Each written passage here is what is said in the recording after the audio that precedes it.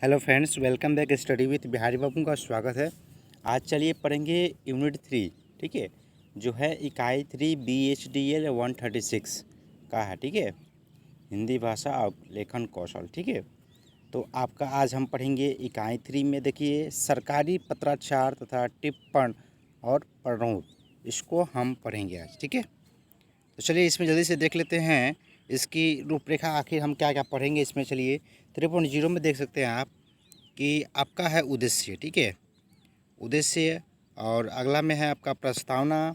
ठीक है, फिर आपका हो जाएगा 3.2 में पत्र के लेखन के प्रकार, किस प्रकार से पत्र लिखते हैं, अनौपचारिक पत्र और औपचारिक, जैसे बोलते हैं ना ऑफिशियल नॉन ऑफिशियल, वैसे ही। ठीक है, वैसे ही कहा जाता है। ठीक है, तो 3.3 में देखिएगा सरकारी पत्राचार की प्रक्रिया, टिप्पण, प्रारूप, मसौदा लेखन कैसे लिखा जाता है। ठीक है, और 3.4 में देखिएगा सरकारी पत्राचार के विभिन्न प्रारूप। ठीक है, तो सरकारी पत्र जो है अर्ध सरकारी पत्र हैं, इसमें कार्यालय ज्ञापन और क्या कार्यालय आदेश जो दिया जाता है उससे कैसे किस तरह की पत्र लिखी जाती है। ठीक है, और 3.4.5 में देखिएगा यहाँ पर आपको कि अधिसूचना और संकल्प और पृष्ठांकन, ये सब हम पढ़ेंगे। ठीक है, तो सारांश पढ़ लेंगे, इसके बाद से जो है हो जाएगा। ठीक है, अच्छी तरह से हम समझ लेंगे, पढ़ लेंगे। चलिए देखिए उद्देश्य, देखिए इसमें जल्दी से उद्देश्य पढ़ लेते हैं।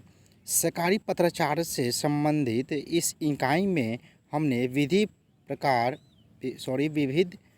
के पत्र लेखन के संदर्भ में सरकारी पत्राचार की चर्चा की है। ठीक है, जो अलग अलग तरह के अलग अलग ऑफिसियल से जो पत्र लिखे जाते हैं, ठीक है, अलग अलग विभाग को, उसको हम सीखेंगे। ठीक है, चलिए, व्यापारिक हिंदी का प्रयोग जीवन के विविध क्षेत्रों में होता है। विभिन्न स्थितियों एवं विषयों में अनुकूलन हमारी भाषा और प्रस्तुति का जो स्वरूप बदला है उसको हम देखेंगे। इसी दृष्टि से विविध स्थितियों के पत्र लेखन सीखना इस इकाई का हमारा उद्देश्य है। ठीक है, इस पर बता दिया है उद्देश्य क्या है, किस तरह से पत्र लिखेंगे, ऑफिशियल नॉन ऑफिशियल, ना औपचारिक अनौपचारिक। ठीक है, तो ऐसे हम देखेंगे किस विभागीय कैसे पत्र लिखे जाते हैं, अपने दोस्तों कैसे पत्र लिखे जाते हैं, फादर को ऐसे, तो किस तरह से कैसे कैसे पत्र लिखे जाते हैं, इस पे हम अच्छी तरह से हम ज्ञान प्राप्त करेंगे। ठीक है, चलिए इस इकाई को पढ़ने के बाद हम कुछ कुछ सीख लेंगे, इसको भी जल्दी से पढ़ लेते हैं, देख लेते हैं। बहुत इंपॉर्टेंट है, एक एक चैप्टर आपको पढ़ना है लाइन बाय लाइन। ठीक है, कहीं से भी क्वेश्चन दे आपको कर लेना है। ठीक है, देखिए पहला पॉइंट है लिखित भाषा के औपचारिक और औपचारिक रूप से अंतर कर सकेंगे। ठीक है, अलग अलग समझ सकेंगे कौन सा जो है ऑफिशियल है, नॉन ऑफिशियल बोलते हैं ना, अनौपचारिक औपचारिक। ठीक है, चलिए और अगला पॉइंट में देखिएगा अनौपचारिक एवं औपचारिक पत्र लिख सकेंगे, किस तरह से लिख सकेंगे बताया हमने।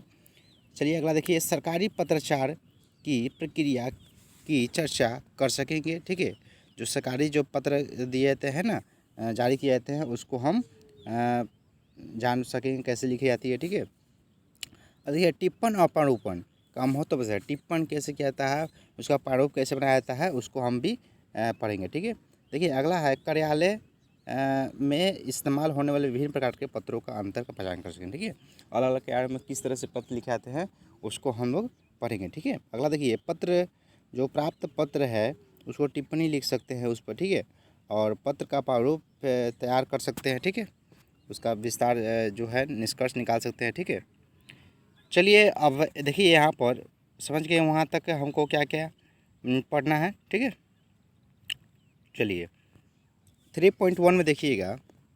ठीक है, 3.1 में देखिएगा कि प्रस्तावना बहुत इंपॉर्टेंट है, हर एक जो भी यूनिट है आपका उसका प्रस्तावना जरूर पढ़े। ठीक है, उसमें बहुत इंपॉर्टेंट है। ठीक है, देखिए पहला, चलिए पढ़ते हैं। इस पहले खंड की पहली दो इकाइयों में हमने हिंदी भाषा एवं शब्द की रचना, मुहावरे, वार्तालाप, विभिन्न शैलियों पर चर्चा कर चुके हैं। इस इकाई में आप पत्राचार के बारे में पढ़ेंगे। हमने पिछली क्लासों में जैसा कि लिखा गया यहाँ पर, जो भाषा पर शब्द की रचना और वर्तनी जो वार्तालाप जो है शैलियों के जो पढ़ चुके हैं उसको। ठीक है, तो इसमें हम पढ़ेंगे क्या, पत्र। ठीक है, चलिए नेक्स्ट पैराग्राफ देखिए। हमारी जो पत्र हमारी रोज़मर्रा की ज़िंदगी का एक ज़रूरी हिस्सा है। हम सभी पत्र लिखते हैं और हमारे पास पत्र आते हैं। ठीक है, देखिए हम लोग जितने भी पत्र लिखते हैं, अगर हम लोग पत्र लिखेंगे तो वापस अगर रिप्लाई आता है और वापस पत्र आता है तो हम जान सकते हैं कहाँ से है, किस तरह का पत्र है।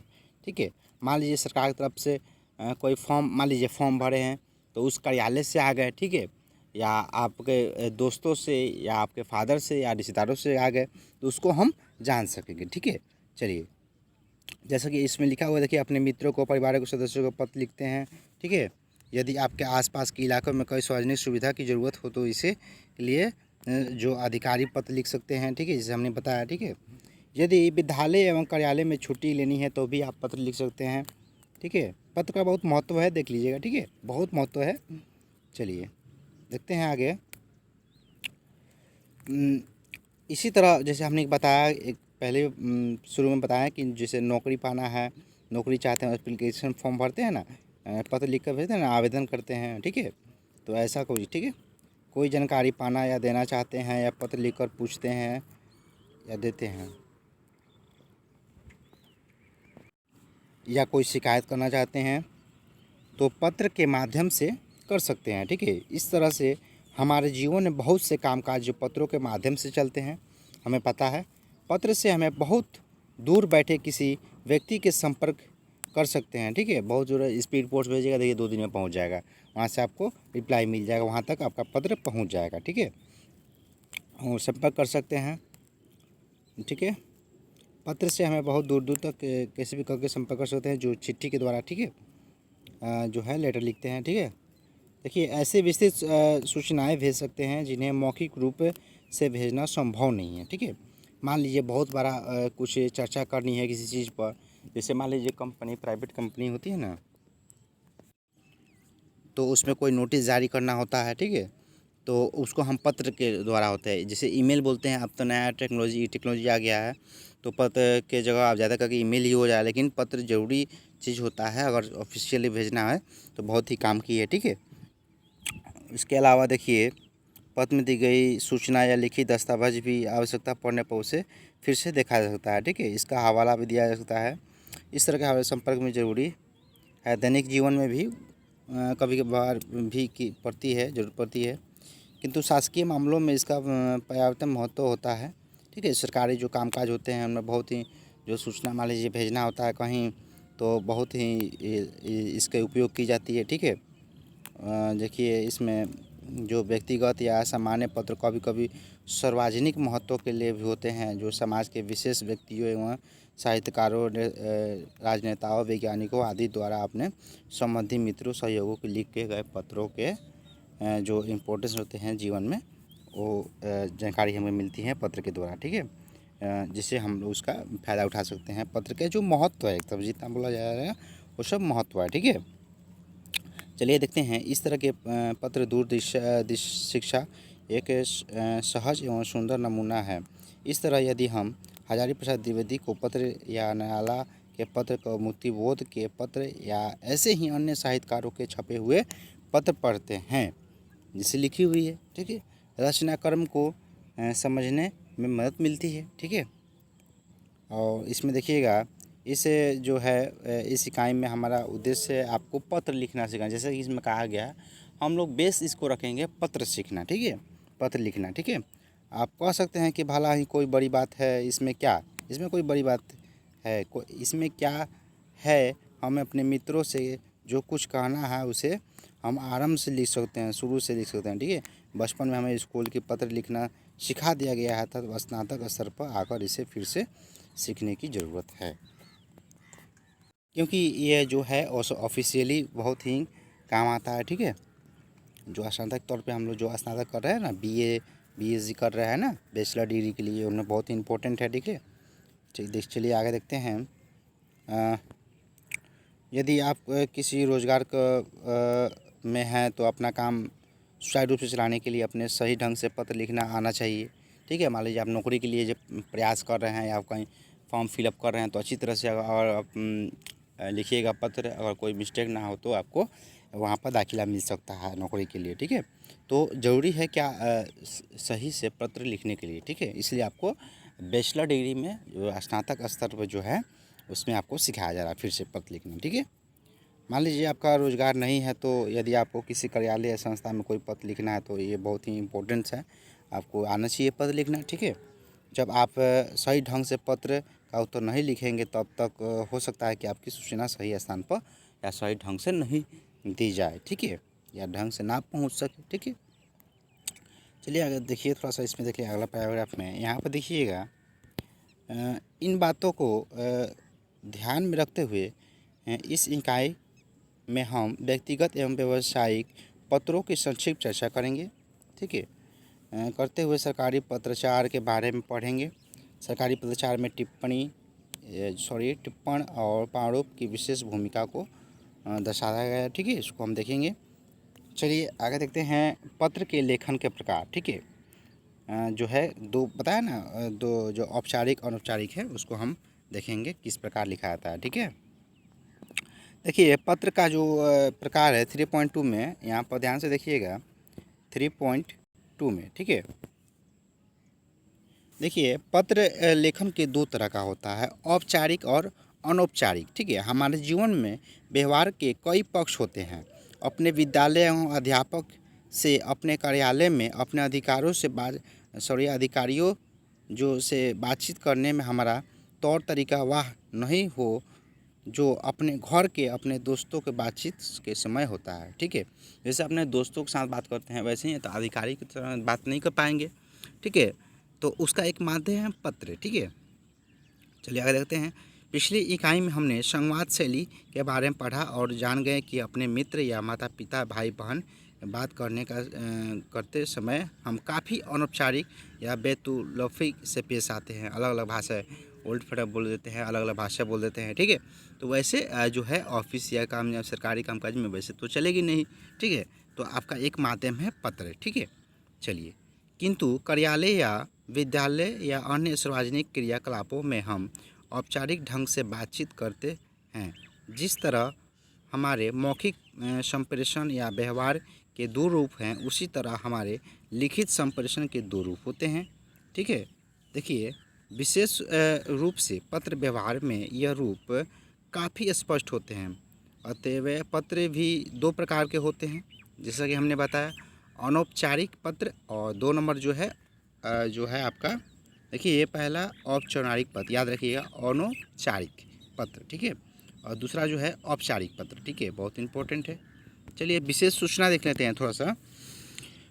औपचारिक अनौपचारिक दोनों ही प्रकार के पत्रों में लिफाफे के ऊपर पाने वाले पत्र के साथ बाईं तरफ नीचे अपना पता प्रेषण स्टेशन के अंतर्गत अवश्य लिखे। जैसे बताया गया है कि जब भी औपचारिक या अनौपचारिक लिखे, ऑफिशियल नॉन ऑफिशियल, ठीक है, कोई भी पत्र लिखे तो क्या करना है, बाईं तरफ क्या करना है, आपका अपना पता लिखना है। बाईं तरफ नीचे में आपको पता लिखना है, ठीक है। और ऊपर में जो है पाने वाले जहाँ पर जाएगा पत्र वहाँ पर लिखना है पता उसका, ठीक है, दाहिने साइड में, ठीक है। चलिए, इससे प्राप्तकर्ता के मिलने की स्थिति में डाकघर द्वारा पत्र जो है आपके पास वापस आ जाएगा, ठीक है। इम्पोर्टेंट है, एड्रेस नहीं दिया तो कैसे आएगा, ठीक है। चलिए पहला पढ़ते हैं अनौपचारिक पत्र, ठीक है। देखिए इसमें अनौपचारिक पत्र वस्तुतः जो है व्यक्तिगत पत्र होते हैं, ठीक है। व्यक्तिगत माने व्यक्ति से व्यक्ति, अनौपचारिक होता है नॉन ऑफिशियल जिसे बोलते हैं, ठीक है। तो ऐसा ही पत्र जिसको कहा जाता है अनौपचारिक पत्र। इनमें परिवार के सदस्यों या मित्रों में बातचीत सा निजीपन होता है। आप जिसे व्यक्तिगत पत्र लिख रहे हैं उसके आपके संबंध औपचारिक नहीं होते हैं, ठीक है, ऑफिशियली नहीं होता है, दोस्तों के संग होता है, ठीक है। अतः पत्र की भाषा शैली का कोई कठोर नियम नहीं होता है इसमें, ठीक है। ज़रूरी नहीं है कि पूरा वर्ड पर हम उस पर देखें, ठीक है, अगर दोस्तों से चल जाएगा काम, ठीक है। माता पिता और बच्चों के बीच, अपने पति पत्नी के बीच या मित्रों के बीच जाने वाले पत्रों के विशेष विषय में बहुत विविधता होती है, थोड़ा सा अंतर पाई जाती है, ठीक है। यह विविधता वस्तुतः उतनी ही व्यापक होती है जितना कि मानव स्वभाव और मानव जीवन की स्थितियाँ। इसलिए ऐसे पत्रों में केवल समाचार ही दिया जा सकता है, ठीक है। उतना रिस्पेक्टफुली नहीं दिया जाता है इसको, ठीक है। तो थोड़ा सा इधर उधर हम उसमें डाल सकते हैं, ठीक है। चलिए आगे देखते हैं।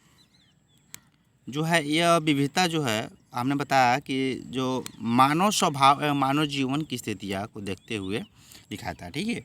जैसे हम लोग स्वभाव जैसा होता है ना मानव का, जैसे जैसे दूसरों से बात होती है वैसे हम पत्र लिख सकते हैं। इसलिए ऐसे पत्रों में केवल समाचार ही डाल सकते, समाचार जो है सिर्फ क्या बोलना है वही लिख कर ख़त्म कर देते हैं, ठीक है। किसी समस्या का समाधान भी हो सकता है, या गहन भावना और सुख दुख स्नेह आदि की अभिव्यक्ति भी हो सकती है।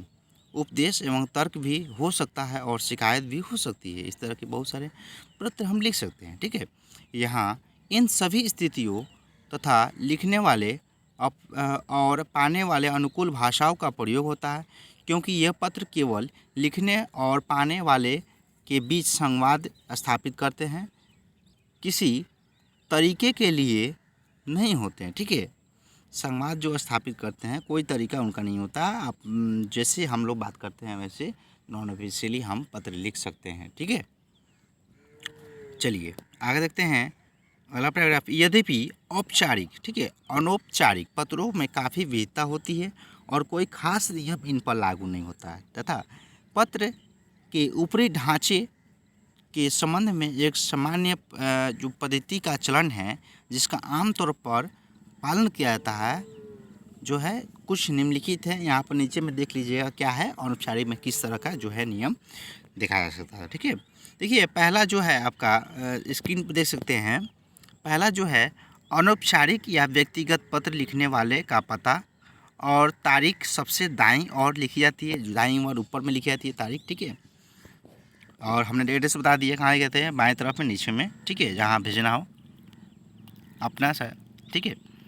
उसके बाद बाईं ओर पद पाने वाले के लिए संबोधन लिखा जाता है, ठीक है। बाईं तरफ जो है संबोधन लिख सकते हैं। यह संबोधन बड़ा ही व्यक्तिगत होता है, यानी माता पिता या अन्य सामान्य व्यक्तियों के लिए अक्सर आदरणीय या मानवीय विशेषण का प्रयोग करते हैं, ठीक है। बराबर वालों या छोटों के लिए अक्सर प्रिय विशेषण का प्रयोग होता है। 3 नंबर में देखिएगा कुछ इम्पोर्टेंस है अनौपचारिक के लिए, क्या क्या ध्यान आपको रखना है, ठीक है। देखिए इसमें 3 नंबर में फिर भी अभिवादन के रूप में नमस्कार, प्रणाम, स्नेह, शुभाशीर्वाद आदि ऐसे शब्दों का प्रयोग हम करते हैं। ये प्रणाम बोलते हैं ना, प्रणाम, स्नेह, नमस्कार बोलते हैं शुरुआत में, ठीक है। तो अभिवादन पत्र पाने के लिए आयु, लिखने वाले से उनके संबंध आदि के अनुसार होता है, ठीक है। चलिए नेक्स्ट 4 नंबर देखिएगा। पत्र आरंभ कुशलता के समाचार या पत्र पाने के संदर्भ, पत्र पाने की सूचना या ऐसी ही किसी अन्य बात से होती है। फिर पत्र का मुख्य विषय लिखा जाता है। व्यक्तिगत पत्रों के मुख्य विषयों का आकार संबंधी कोई बंदिश नहीं होती है, ठीक है। इसका मतलब कोई जो व्यक्तिगत जो पत्र लिखते हैं ना, उसका जो विषय आकार संबंधित वैसा कुछ इम्पोर्टेंट नहीं होता है, ठीक है। कोई मनाही नहीं होता है, कुछ भी हम लिख सकते हैं, ठीक है, अनौपचारिक पत्र में, ठीक है। यह पत्र कुछ पंक्तियों का हो सकता है और कुछ पृष्ठों का भी हो सकता है, ठीक है। देखिएगा 5 नंबर देखिएगा। पत्र के अंत में लिखने वाला व्यक्ति अपने हस्ताक्षर करता है दाएं तरफ में। हस्ताक्षर से पहले स्वनिर्देश लिखता है। यह स्वनिर्देश आपकी या आपकी, तुम्हारा, तुम्हारी रूप से लिखा जा सकता है, ठीक है। लिखते हैं ना तुम्हारा प्रिय या तुम्हारा मित्र, ऐसे लिखते हैं ना, वैसे ही, ठीक है।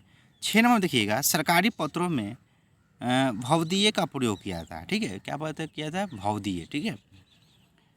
7 नंबर देखिएगा। यदि कोई बात पत्र लिखते समय छूट जाती है, कोई अगर बात छूट जाती है या लिखने वाले के बाद में कुछ ध्यान आता है तो पुनश्चय यानी बाद में जोड़ा गया अंश, ठीक है। क्या बोलता है, पुनश्चय मैंने बाद में जोड़ा गया अंश लेकर उस बात को जोड़ दिया जाता है उसमें, ठीक है। उसमें सिर्फ अनौपचारिक में, ठीक है, याद रखिएगा अनौपचारिक, जिसे नॉन ऑफिशियल बुलाया था अपने दोस्तों, माता पिता और रिलेशंस में ये सब, ठीक है। चलिए यहाँ पर देखें नमूना कुछ इसका लिख सकते हैं।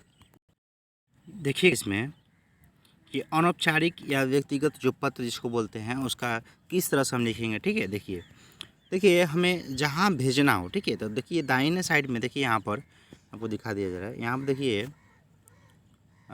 एक सेकेंड, देखिए जो 1 नंबर जो है प्लॉट नंबर जो लिखा हुआ है, ठीक है, तो इसका एड्रेस है जहाँ आपको भेजना है, ठीक है। और देखिए पहला 1 नंबर हो गया आपका। 2 नंबर देखिए यहाँ पर लिखिएगा प्रिय परिमा, प्रिय अंजू, प्रिय सुबोध, ऐसे करके हम नाम लिखते हैं ना, वैसे ही, ठीक है।